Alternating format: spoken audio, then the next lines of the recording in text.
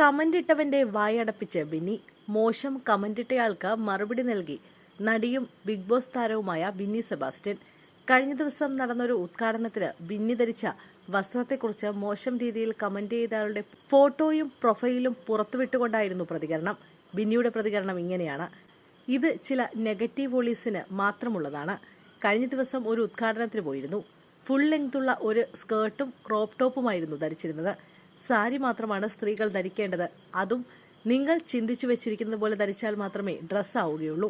ബാക്കിയുള്ളവർക്ക് വസ്ത്രസ്വാതന്ത്ര്യമൊന്നും ഇല്ല എന്ന ആശയം മുറുകെ പിടിച്ച് ചാവാൻ നിൽക്കുന്ന കുറെ കമന്റോളീസ് ഉണ്ട്. അതിൽ ഒരു ചേട്ടനാണിത്. ഈ ചേട്ടൻ കമന്റ് ചെയ്തിരിക്കുന്നത് സാരിയുടെ ഷോപ്പ് തുടങ്ങി അടിപ്പാവാടയിട്ടാണോ നടക്കുന്നതെന്നാണ്. വിദ്യാഭ്യാസം കുറവാണെന്ന് തോന്നുന്നു. സാരമില്ല, ആശയം വളരെ വലുതാണല്ലോ. അടിപ്പാവാട ഇട്ട് നടന്നാൽ എന്താണ് കുഴപ്പം? അടിപ്പാവാട അത്രയ്ക്ക് മോശമാണോ ചേട്ടാ? ഇടാതെ നടക്കുന്നതല്ലേ മോശം? ഞങ്ങളൊക്കെ അങ്ങനെയാണ് പഠിച്ചത്. പിന്നെ അടിപ്പാവാട എന്താണ്, മോഡേൺ സ്കർട്ട് എന്താണ് എന്നൊന്നും അറിയാത്തതും ഞാൻ വിട്ടു. ആ അറിവില്ലായ്മ ഞാൻ ക്ഷമിച്ചു. പക്ഷേ എൻ്റെ അടിപ്പാവാടയിൽ നോക്കി നടക്കുന്നത് ചേട്ടൻ്റെ ഭാര്യ അറിഞ്ഞാൽ മോശമല്ലേ ചേട്ടാ? അതും 2 പെൺകുട്ടികളുമുണ്ട്.